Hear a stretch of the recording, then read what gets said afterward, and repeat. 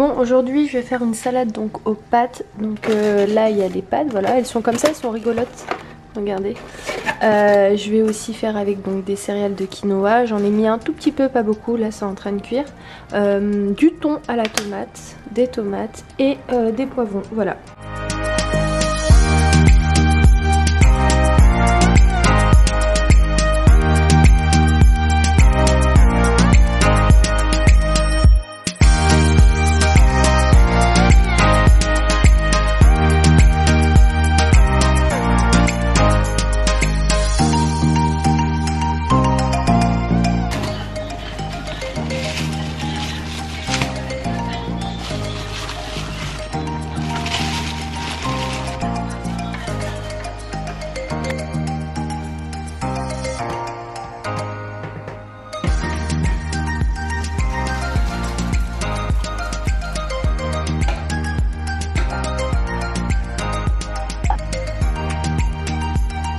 Bon, vu que là c'est chaud, ce que je vais faire c'est que je vais mettre donc la salade au frigo pour que ça rafraîchisse un petit peu. Donc là j'ai déjà tout préparé, comme ça au moins c'est fait. Salut tout le monde, je vous retrouve aujourd'hui dans un nouveau vlog. Je vous ai parlé ce matin mais je vous ai pas dit bonjour, donc je vous le dis maintenant.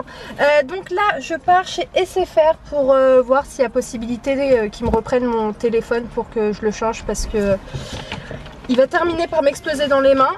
Donc je vais faire ça. Vous avez été nombreuses à me dire avant de le changer d'aller quand même voir s'ils peuvent pas me le réparer. Et puis voilà, donc j'ai préparé tous les documents dont j'ai besoin pour ça.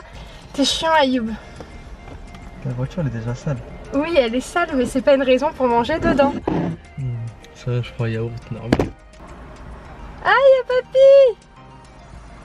Bien écoutez, donc on va y aller et je vous retrouve tout à l'heure. C'est moi qui conduis parce qu'Ayoub il a pris l'ordinateur pour transférer tous mes données de mon téléphone, les photos etc. dans l'ordinateur parce que j'ai pas eu le temps de le faire avant. Donc il va le faire pendant que moi je prends le volant. Bon ça y est, donc on est rentré. Je vais vous faire un petit topo rapidement de ce qu'ils nous ont dit.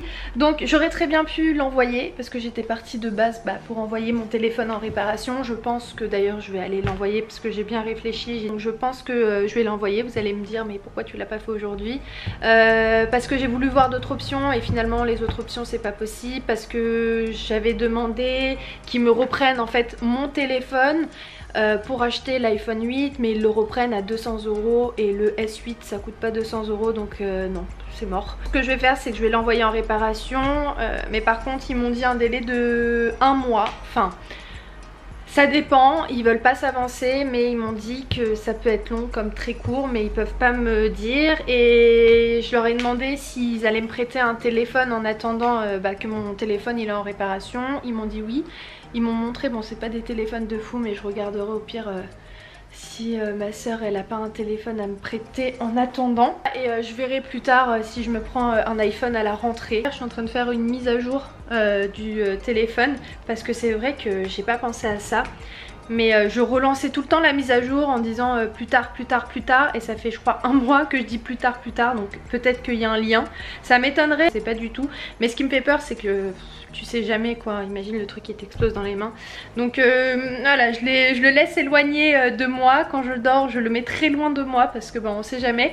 Mais bon ouais, je pense vraiment que je vais partir sur un iPhone pour mon prochain achat de téléphone, parce que tout à l'heure j'étais en train de le regarder et j'avoue qu'il est pas mal. Et les vendeurs aussi ont su me le vendre, voilà. Mais vous êtes aussi très nombreuses à me dire que l'iPhone c'est la vie, c'est la base. D'ailleurs il y a beaucoup d'entre vous aussi, vous avez eu des iPhones, vous êtes partis chez Samsung et après vous êtes repartis chez iPhone.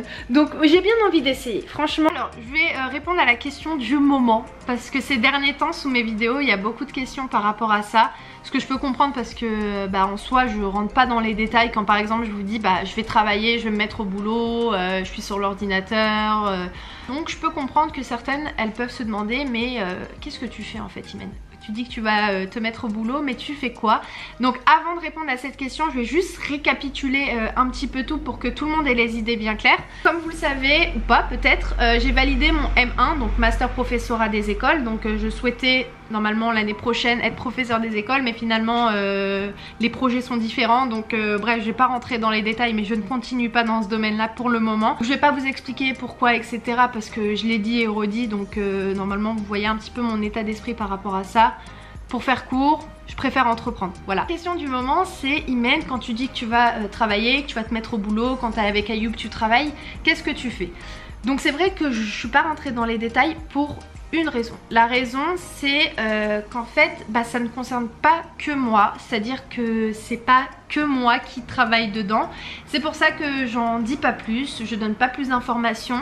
En fait avec Ayoub on s'est associés ensemble il y a peu de temps, le temps que moi je termine mes études, le temps que lui aussi il termine ses études. On travaille ensemble aujourd'hui et c'est pour ça que je vous en dis pas plus, parce que c'est pas qu'Ayoub et Imen, il y a aussi les personnes avec qui Ayoub y travaille. Donc tout simplement, peut-être que ça peut vous éclairer un petit peu, c'est dans le domaine du chauffeur privé. Moi je suis dans tout ce qui est communication, gestion de l'entreprise, étant donné que la société elle commence à porter ses fruits, elle commence voilà, à prendre de l'ampleur, ils avaient tout simplement besoin d'une aide administrative, donc c'est moi qui m'occupe de tout ça. Pas rentrer plus dans les détails parce que comme je vous ai dit ça ne concerne pas que moi, et puis voilà quoi, ça reste dans le domaine du privé, ça n'a rien à voir avec YouTube. Donc voilà, aussi pour les personnes qui m'ont dit Imen, est-ce que tu as réussi à t'acheter l'appartement avec YouTube?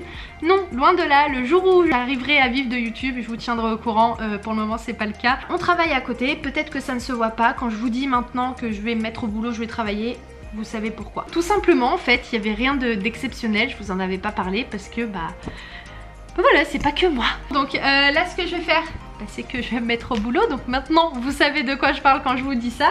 Et puis je vous retrouve tout à l'heure, à plus. Il est minuit, donc là il y a à peu près une vingtaine de minutes qu'on a terminé ce qu'on avait à faire. Bon ça c'est un avantage et un inconvénient de travailler pour soi-même, enfin d'être son propre patron, parce que en fait il n'y a personne derrière ton dos, donc ça c'est un avantage, tu fais ce que tu veux quand tu veux.